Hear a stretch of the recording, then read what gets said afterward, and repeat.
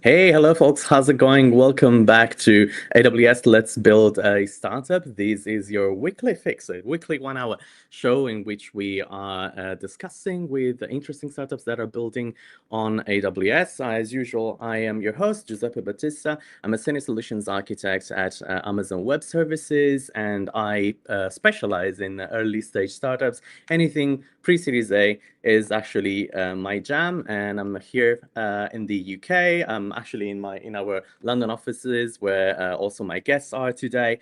So I guess I really want to get as quickly as possible onto our guests today because we have. From now to the end of the year, I guess, we're going to discuss really interesting agentic use cases that have been developed in collaboration with AWS in one of our accelerators that we have. So fundamentally, we help startups by providing them with initial guidance, initial architectural guidance, I would say, and then hands-on support with our engineering and prototyping team. But before we get into that, as per usual, some of our announcements. So in the next couple of weeks, we will be live in real life at the GenAI Loft in London. So we will be hosting a series of interesting talks. We will have customers like Lovable, for example, or Tynes, or we will have partners from NVIDIA.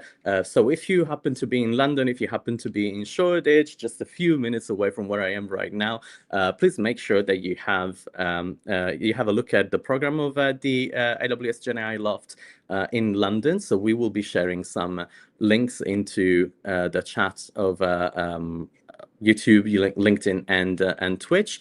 And then you folks in the chat, please do let me know where you're actually coming from. Super curious to understand what you guys are building, what is it that brought you here, and where you're connecting from. But without further ado, I guess now I will be bringing on stage our friends from Thrad. So hello, Andrea. Hello, Marco, and my friend from the AWS Prototyping team that is helping startups building actually hands-on on AWS. Hey, folks, how's it going? Hey, everybody. Hey there. Yeah. Hey, Amit. So first of all, thank you so much for being with us today.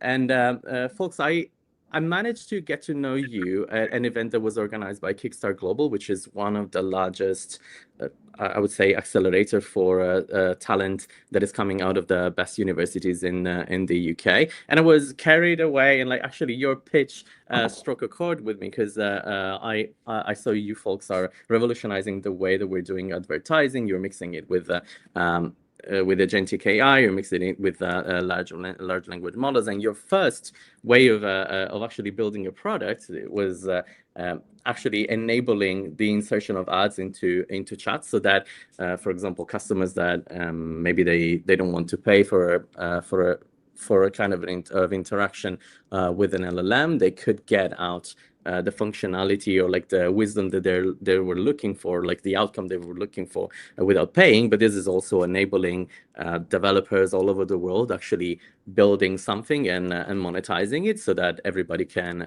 actually enjoy. But I will let Andrea, the CEO, and Marco, the CTO of Thrad, to actually tell us a bit more. And again, thank you so much for coming on the stream today. Thank you so much, Giuseppe. I think you nailed the pitch. I can retire now. No, absolutely. So a bit of background and context about us. Marco and I started Thrad to really bring to life this mission of ours, which was, as you rightly mentioned, make AI more accessible, right? The internet era has been subsidized with advertising, and so we aspire to do the same thing in the AI era, where we help AI publishers, AI apps, LLMs monetize, subsidize their experiences with paid advertising, and then we help brands connect with the users, right? Advertisers want to follow the eyeballs, and so we enable them to be part of AI conversations, right? The actual background about us is that I was at UCL. I was studying economics and business, and during university, I was also leading some marketing efforts on UK campuses for Perplexity, who are building their own ad tech infrastructure and have their own advertising ambitions. And so I decided to partner up with Marco, who was an Imperial. He was doing his PhD in AI, and we decided to do the same thing, but serve the independent AI ecosystem, right? Outside of the big tech companies, right? The big foundational model companies, there's a very long tail of AI applications who cannot and will not build their own tech infrastructure. And so we want to be there for them, support the independent AI ecosystem, and help them monetize, subsidize the experience, and ensure that AI remains accessible, cheap, or even free. Yeah, that's I think that's a beautiful mission. And again, like internet as we know it today was built on advertising. I know that's some, you know, for somebody it's a bit sort of a sensitive topic, but you know, we have to, I think we have to thank most of the ad tech space for actually stuff that we are able to consume today, and is making our life better. But Marco, I know that you have a demo for us, maybe just showcasing how Thrad has evolved. And then I know that for today, we're also going to dive a little bit deeper into Agentic and how you guys are building an Agentic flow to actually enable vibe marketing. I'm really curious about what that is. So maybe, Andrea, I'll drag you in as well to maybe tell me a bit more about that. But Marco, do you want to go with a demo? Yeah, so I think Andrea will give the demo on the vibe Oh, marketing, and later on we'll dive into our project with AWS, which is very related. Yeah, sounds sure. great. I'll get started with the vibe marketing demo. To remove any suspense, what we mean by vibe marketing is a term which we borrow from vibe coding, right? In tech, everyone is talking about vibe coding, enabling non-coders to code. And so we're trying to replicate the same thing in marketing with vibe marketing, enabling non-marketers to market, right? We're really lowering the barriers to entry to marketing, enabling anyone to be a marketer with a simple prompt. Simply go on Thrad.ai, prompt the campaign that we like to do, launch a campaign for Thrad.ai for X amount, press launch, and that's it. You have become a marketer. And so really removing the fears and the stresses that people who are not familiar with Google Ads and Meta Ads, where you have a steep learning curve, now removing all of that. And so I'll showcase that right now. So say that, for example, I want to build a campaign for my show, right? That I wouldn't know where to start, to be honest, because I absolutely have no idea. But Exactly. let me bring Now it up you on stage. exactly. Yeah. Can you see my screen? Yeah, absolutely. Exactly. And so you can go on Thread AI and literally prompt it out. You simply input your company URL, you input an amount, and you press launch. And so now we can try it out. So I can try a campaign for Uber.com, for example. I came here on an Uber. And so let's thank them with a campaign for $100, for example. And then I press launch. Mm. And that's it. Now I log in. I'm going to log in here. And can you tell that for the folks who are just listening to us, like what is it, the prompt that you have input into your So here I simply typed launch a campaign for Uber.com for $100. And okie that's it. dokes? And so that's literally it. Now you logged in, so we can attribute the spend. We know who actually is spending the money. You're going to have your account that's created automatically, and you're literally set to pay.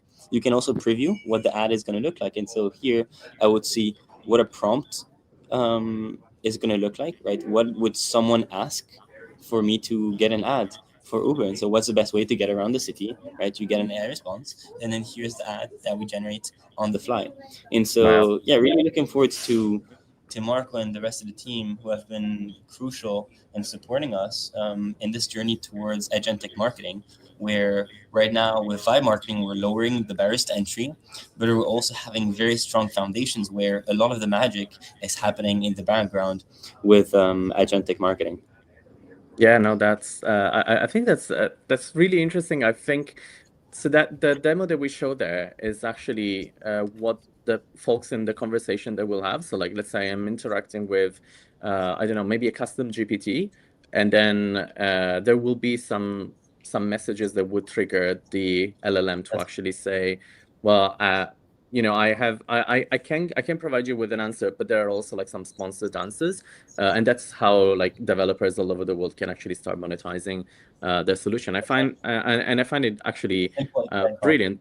Yeah, because it's I think for many startups around the world that they are maybe providing their services around I don't know, maybe they're providing their first chatbot experience. That there is a way to like access revenue and like extend their span of life, or like prove to investors that at least is the MVP that they have in mind is actually viable from a perspective of like building a market. Or I think it's quite interesting, not only for the ones who are building exactly a monetized chat experience, but also for the ones that are in the early stages of like finding product market fit and trying to understand, hey, is this thing something that my customers would like to use, or like would they be okay to be provided with sponsored messages as long as all of the other functionalities are provided to them. So that's really cool.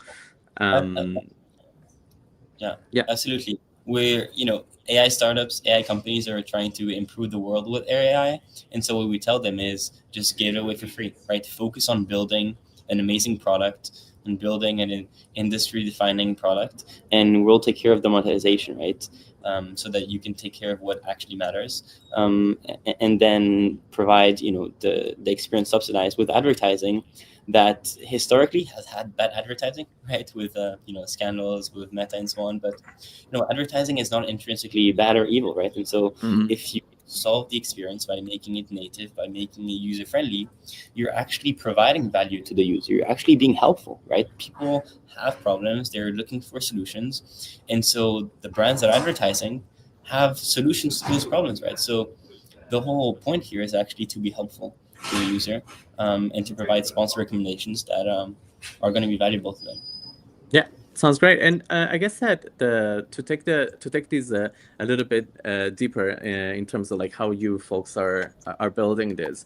I know that when we first met, I really wanted to get you on this program that is the Agentic Prototyping Bootcamp, and Ahmed here is our representative. So, but when you first came in, we actually sat down together and we started trying to understand what is an actual pain point that we could solve by employing agentic AI, right? So can you guys tell me a little bit more about that story and share it with the audience how that actually works? And I guess Amit what was the role of AWS into this? I'll just toss it like there. But Marco, I don't know if you have any opinions about that. Yeah, absolutely, for sure. So one of the major pain points that we have daily is that since we serve ads in chatbot, we have visibility over the topics discussed into the conversations, right? And so we have this inventory, this topics distribution that we have to fill with ads, right? And of course we on a daily basis we look at these distributions, which is not even that stable, right? It's somewhat stable, but it's not static, and we have to fill it. And to do so, we reach out to advertisers unless they come themselves, and we try to fill this inventory. And what we do is we look at the biggest deltas that we have between the inventory and the demand and the supply, and we then reach out. And we thought that this could be really and potentially automated through an agentic workflow. And so that's what we did, and that's where we sat down with AWS and we discussed how we could do this together and prototype this together. And so that's how we came to what actually is the end prototype that we developed at the bootcamp. And so to go a little bit deeper into that, the idea again is, okay, so we find there's a big delta between the inventory and the supply and the supply and the demand. And so we have to reach out to these advertisers. So what we could do, we could simply look at the deltas and just send an email to these guys.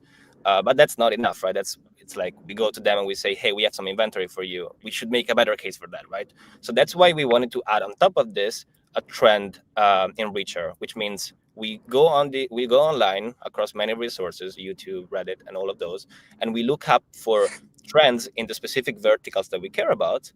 And then we use that to actually make to send them a more compelling message to launch a campaign with Thrad. For example, think about, we have a lot of conversations about health and nutrition. We find there's a good we look online, there's a super hot trend there, and then we say, hey, we go to the advertisers in that specific vertical and we say, hey, this trend is on, you should surf this wave, and we have a lot of inventory for that vertical, just join us and launch a campaign. And so that's what we built. And of course, AWS has been incredibly helpful. I think you guys want to just maybe like introduce the bootcamp, and then I'll be happy to share what happened next.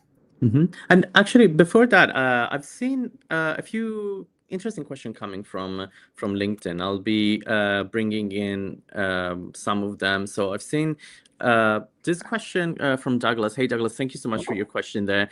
Folks, are there any plans to add graphics to the concept? I think into like the bubble of either the bubble or the chat or anything like that. Maybe links as well, call to action. Something that is even more monetizable. I think, Andre, you're muted. Yeah, Andre, I think you're muted. I'm not sure what happens there. And but again, Douglas, thank you so much for your question. Can you hear me now? Yeah, I can hear you okay. No, that's an amazing question. That's something that we thought about. It's a very, very thoughtful question. And so at some point we did. Currently we don't, right? Just to provide the most native experience. But we can imagine where we would have some visual support, but it would remain minimal, where the core of the creative is actually is text. It's a sponsor message, right? Google Ads, right? Is text. There's the sponsored links. And so the most native experience in a chat is chatting. And so text to text, right? But of course, you can imagine a logo, a small product as a visual support, which would make it more appealing and would not harm the experience. I would add it's very dependent on the chatbot we are interacting with, because of course our philosophy is you do the front end, we take care of all the rest, because building a unified front end works for banners but not for what we call more native advertising. And so it depends a lot on the kind of chatbots we are serving. Do you think that is like might be disruptive to the actual conversation, or like is it a media delivery problem?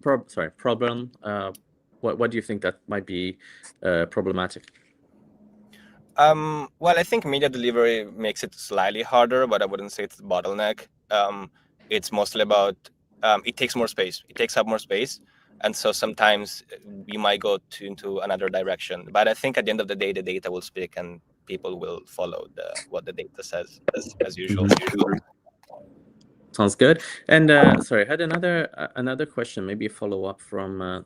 Actually, this is really interesting. This is from Charles. What do you see applications with voice in actually providing advertising in maybe voice first experiences? I think voice is an extension of chat, right? It is conversational. And so absolutely, advertising is here to subsidize all of AI throughout its lifetime. And so right now, where you have the biggest usage is indeed in these text-based applications, but this will evolve from text to voice AI to agents to virtual avatars to AI hardware, where AI can subsidize all of these experiences, all of these products and services. I think voice already has advertising. Making that conversational is going to make it even better. It's going to provide even better outcomes to advertising. Voice is absolutely interesting. Yeah, so I'm thinking, one of the delivery way would be Alexa, I guess. Sorry for triggering.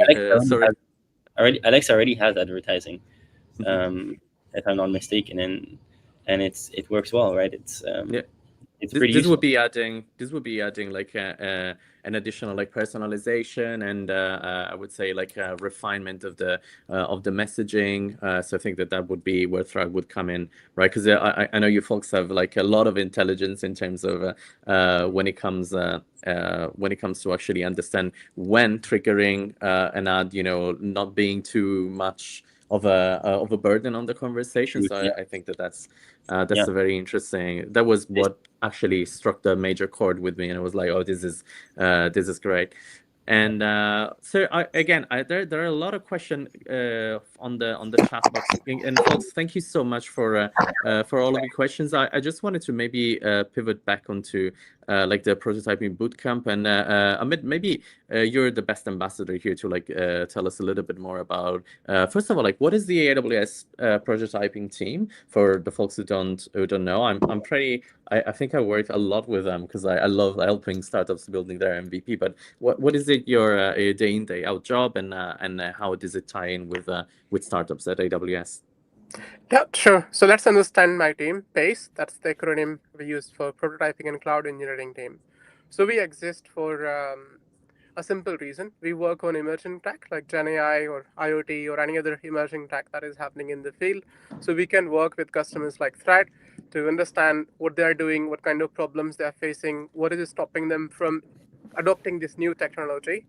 So think about there's a Gen AI, Agentic AI, for example, but there are more challenges how we can take it to the production. So we usually come in, work with their, like in this case, we work with Thrad to understand their pain point, understand how we can build a solution together. So we work usually with the product engineering team from our customers, solve their problems, and then help them take it to the production, essentially, for these kind of the challenges. And this Agentic AI Bootcamp is one of the mechanisms that we use.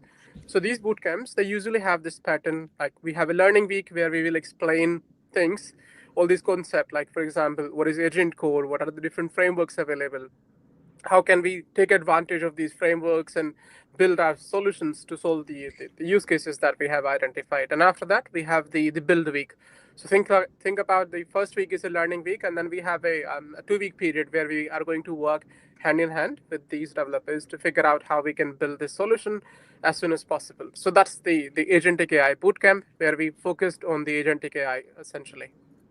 Okay, and this actually happened in the AWS offices. So like we had the time to spend together, I guess like 3 days, elbow to elbow, like on the same machine, to learn a bit more about the type of solutions that we have available for maybe agentic rank times, maybe all of the corollary technology that is actually needed. So I'm thinking of the MCP runtimes for providing tools and providing resources, all of the guardrails and stuff like that. So like that's the intensive side of the Agentic Bootcamp, where we are in the same room, like discussing about the same type of issues, but not only about the AWS technologies, but more in general. I think when I was sitting with your team at the Gen AI Bootcamp, I think we were discussing mostly about like the architectural patterns that we can adopt from and to like solve a problem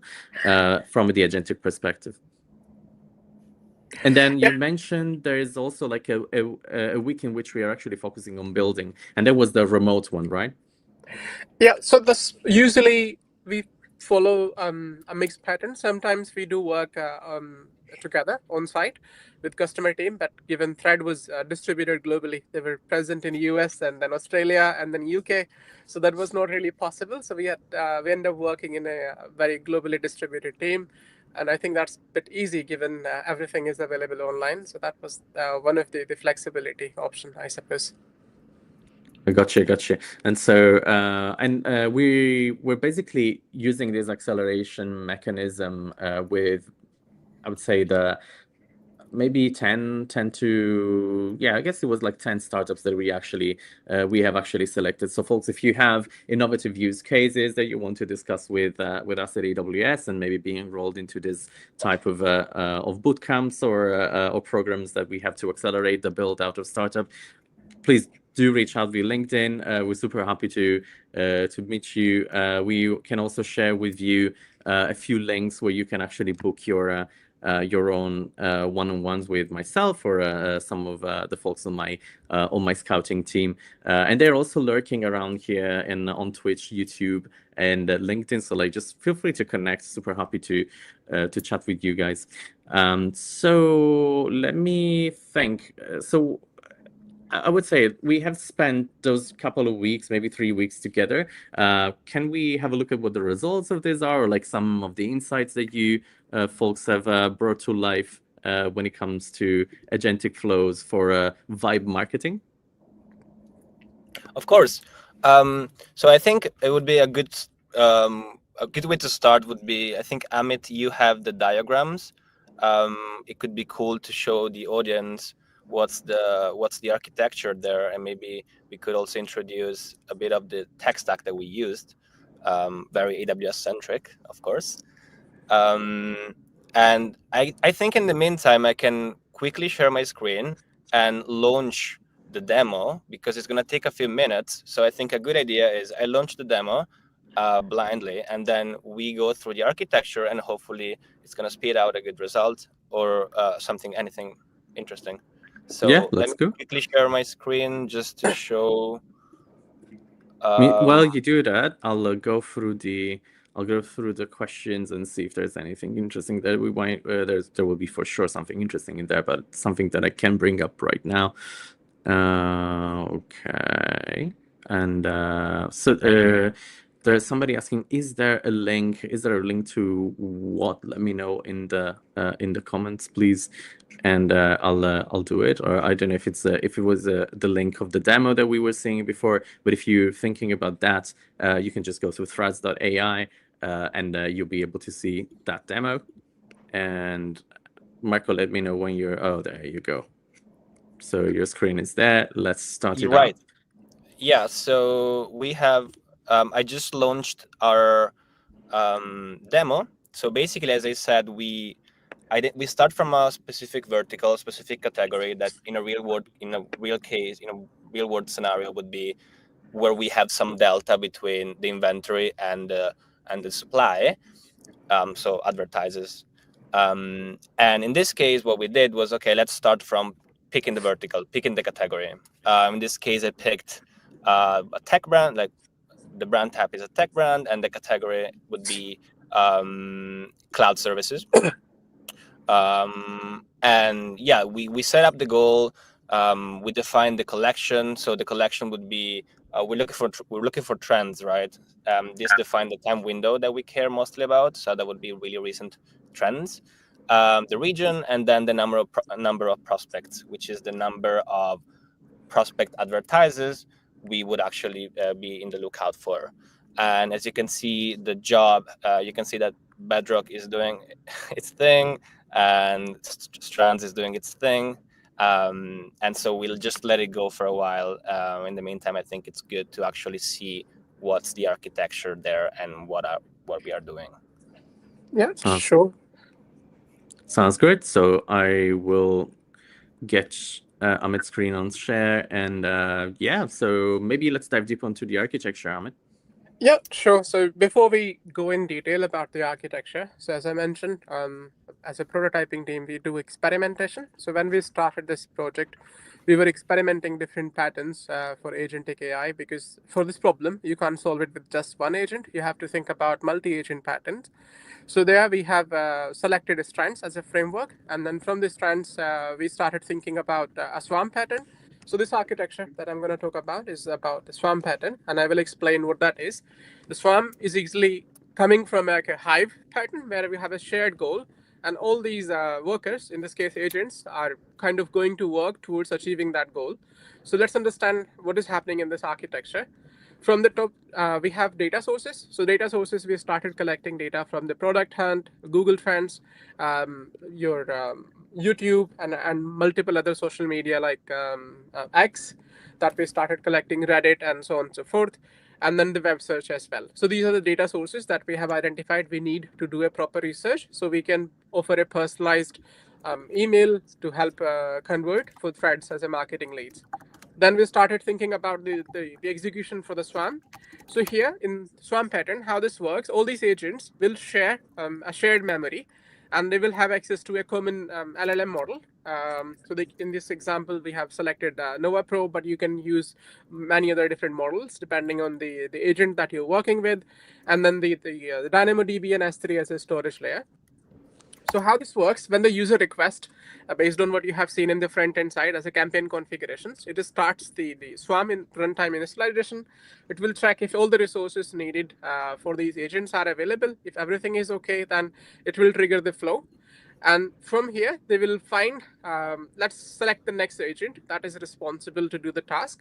It will pick one of the agent based on the task that we have. And when the agent has done the task using all the available tool, it will hand it off to the next available agent based on what is expected as a task. So they all work together in parallel to figure out what we are going to do as a handoff. So it's, think about it as an autonomous agent. So they will collectively have some skills and they will solve a common goal. And when the goal is solved, they will complete the flow and they will check the safety and then build the response, and output will be presented on that screen that we have seen earlier.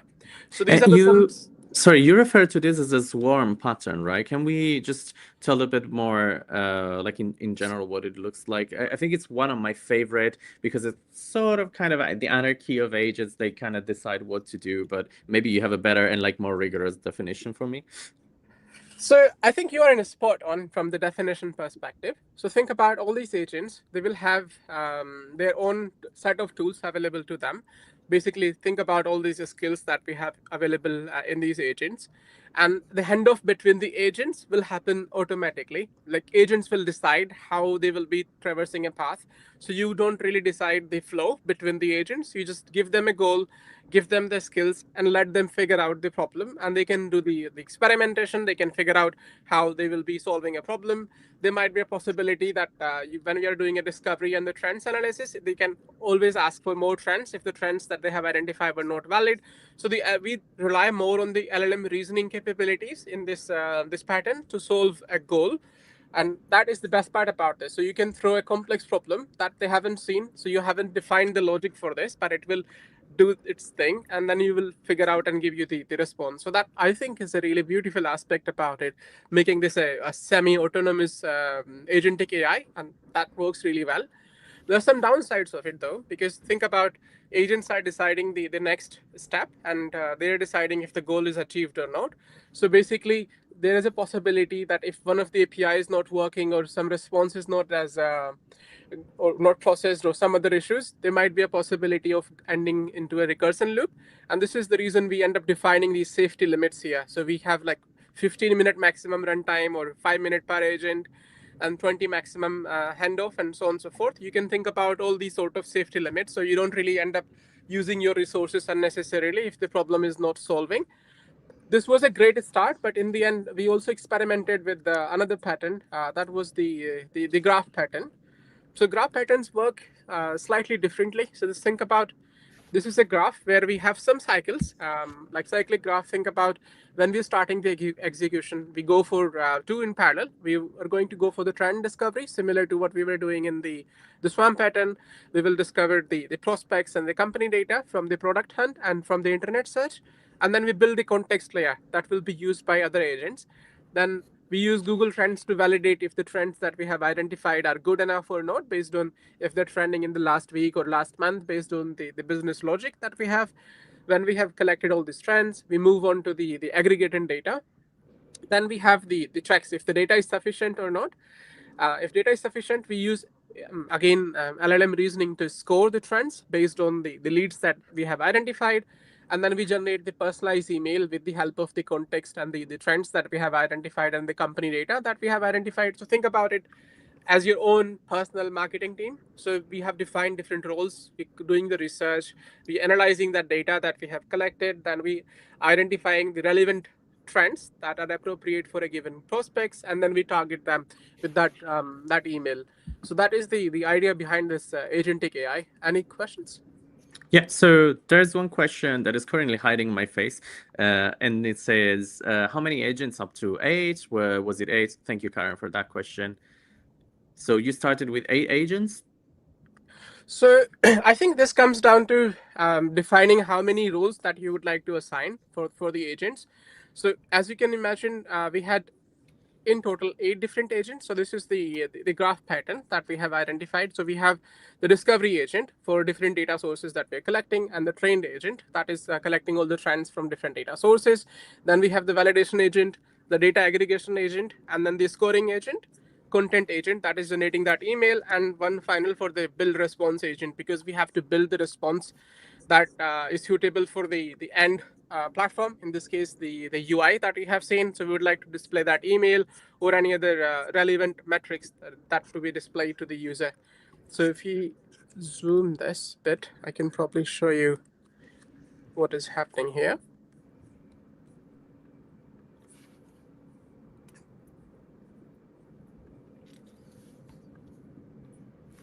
So think about that we are doing the data aggregation, and then from the data aggregation, why?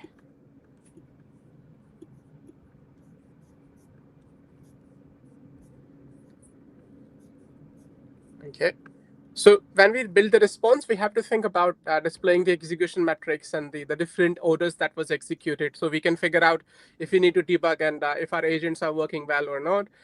We have to think about how we handle the errors, because every agentic AI, you can't just focus on the happy path. You have to think about the things will fail. How do we recover from this? So that's something you have to plan as part of the architecture. So you can think about what will be the recovery plan based on the data, how many attempts you can go through. Then there will be rate limiting, because we're trying external data APIs. So they will have their own rate control. So you have to think about how we apply that sort of the rate limiting for each APIs. So all these things becomes part of the decision making process when you're designing the architecture for the agentic AI. So you can think about that your agents will recover from normal failures, which we expect will happen, because again, as a human, you're doing a research. Not every research that you're doing leads to the proper trends that we're looking for.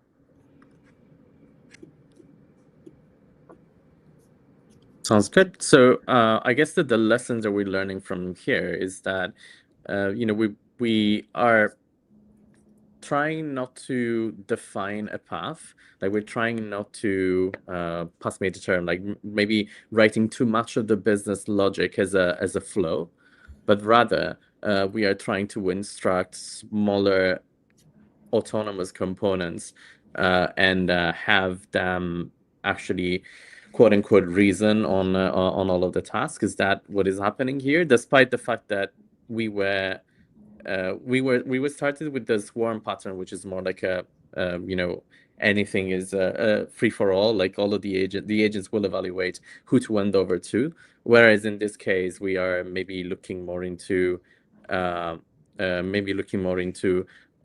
what a flow could look like from a human perspective, but not adding too many guardrails on top of it. You are spot on in there, because think about in Swarm, everything was kind of autonomous, relying on the agent.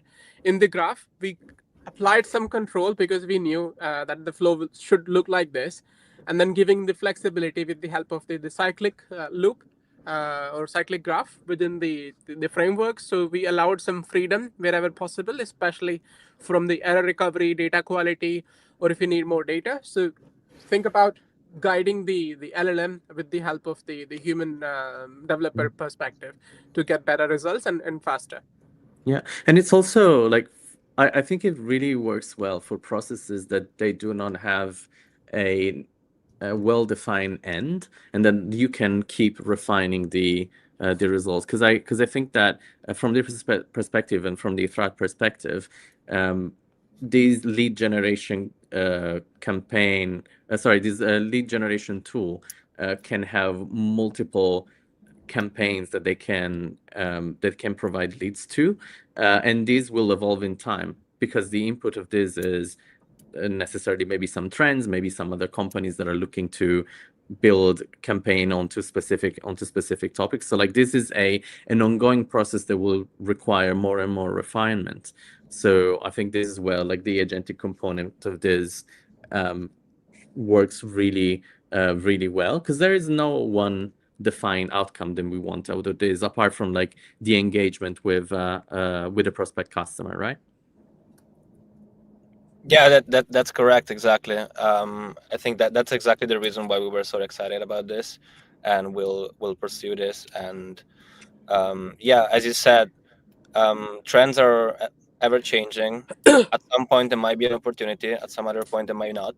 So you need something that's working continuously, and it's actually evaluating itself constantly to see if it's actually a good moment, a good opportunity to get that lead or not. So this specific workflow, the agentic workflow, fits perfectly our intent here. Sounds good. And sorry, I'll just go back to some other question that I found really, really interesting. And I don't know if you will have an answer for it, but I think it's a good conversation starter. So there was a question about like how do you manage, maybe even in the campaign or like a lead generation tool, how do you manage multiple campaign collisions? This was from Douglas as well. So how do you manage campaign collisions, so multiple advertiser for a topic with active campaigns? So to give folks a little bit more context, so when I was working in media and entertainment, I worked a lot on like building campaigns for customers, and sometimes they wanted to find some sort of like logic or like machine learning model that would be able to like build the perfect pod of ads, but fundamentally exploiting some laws of like co-marketing or like avoiding now I will say like two different brands of cars that compete in the same segment, right? So like I think that this is kind of the question that we have here. And have you folks built something around this, or is there anything on the roadmap to like ease co-marketing or avoid from like competing products to be in the same pod? Yeah. So this is this is basically our bidding system, right? So that's a question that kind of touches the whole ad tech space, not specifically what we do. And of course, it's really important to take care of this, and that's usually the case, right? You have two possible competitors or just companies working in the same space that wanna advertise with us. Well, it comes down to what's your what you want to optimize, because this is like an optimization problem, right? So you have two players and you have to basically spend their budgets fairly. But it comes down to what you want to get the most out, like what are you aiming for, right? So if you're aiming for revenue, for example, and one of them is willing to bid more, then you might actually prefer to bid for the one that's paying the most because you make the more money. But then one of the issue with that is market fairness, because you're not being fair to the other advertiser because they paid as well. So our philosophy in general, and that's driven by the kind of new space we are in, is we really want to optimize for the user experience, so the end user experience. So we give a lot of importance to, let's for example say that the user is on the chatbot is discussing some sort of like, let's say, hiking, right? And we have two competing products, and one of them is, even if one of them is paying more because they're both in fitness, let's say, the one paying a bit less is a bit more contextually relevant, and it could be more useful for the user. So we tend to go in that direction. Of course, you cannot blindly always go in that direction, because then you fall back into the market fairness problem, because maybe some topics are just more common than others, right? So people discuss more hiking than other sort of like fitness related topics, and so you'll end up not spending money for the other one. So this is always a trade-off, but the main direction that we're following is user usefulness for the user, right? We want to be useful. We lived in an era where ads are spammy and they're not really there for the user, but just to make money for the advertisers, which of course we have to, but at the same time we want to provide the best user experience. So again, this is to answer the question, to wrap up, it's in the bidding model. You want to let everybody have their own space to serve ads, but our driver is usefulness for the end user. Sounds great. Thank you so much. And there's a comment from Douglas. Great concept, lots of possibilities. The software engineering me wants to dig deep. And yeah, I mean, this is why we're here, right? So you can connect with Marco and Andrea on LinkedIn. you can just like reach out to me if you want to have an intro there. Super happy to facilitate that.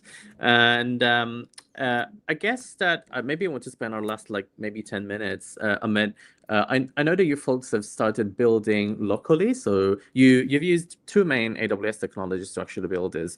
One is Strand, which is our agentic framework, and then the other is Agent Core to actually get to production. Can you give us like an overview, and maybe from your perspective, Andrea and Marco, like maybe what you kind of liked about the ergonomy, or like how did you had to maybe change your roadmap to integrate this kind of technologies? I just really want to understand how easy, or if it's easy for other folks to pick up these technologies and build their agentic workloads.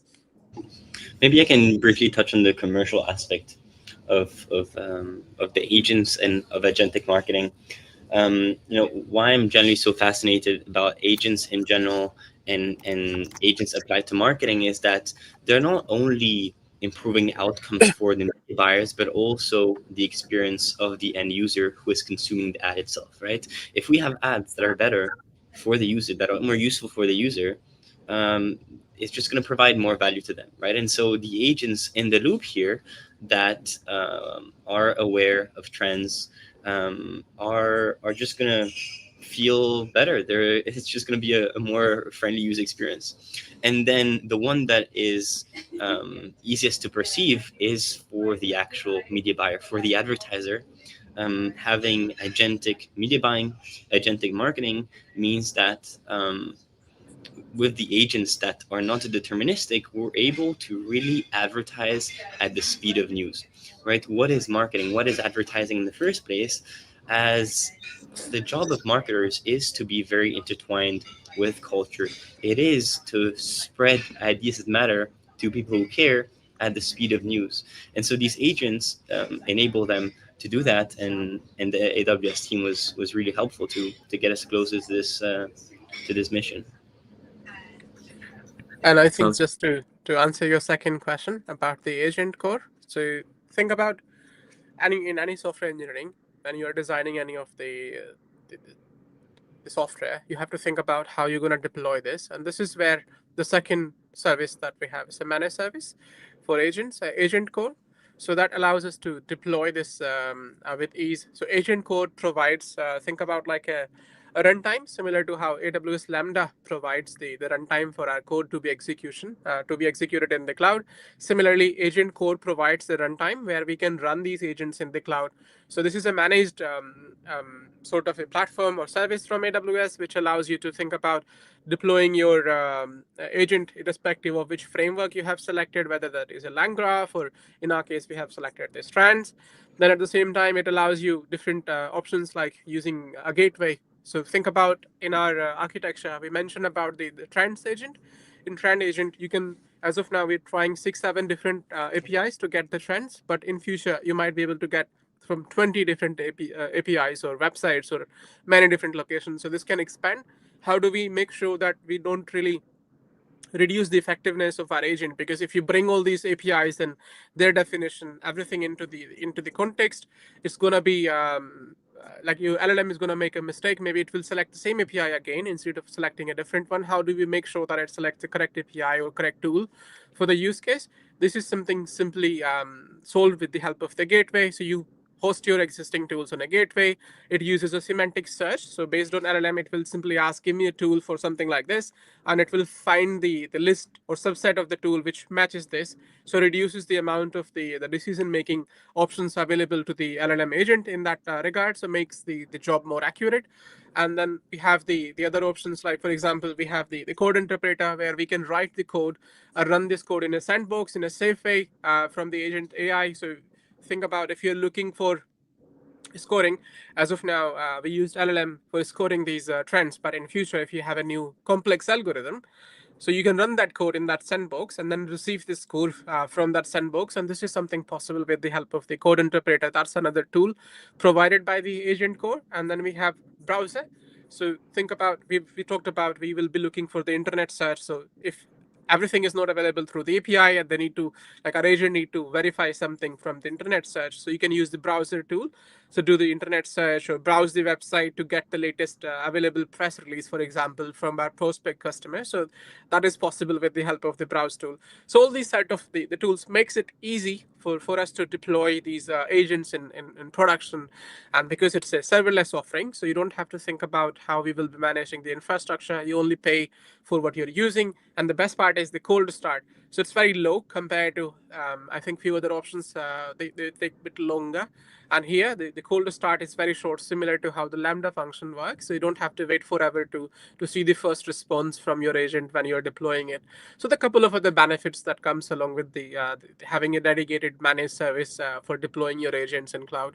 So that was the second decision that we have made to take it or make it easy to deploy in production, essentially.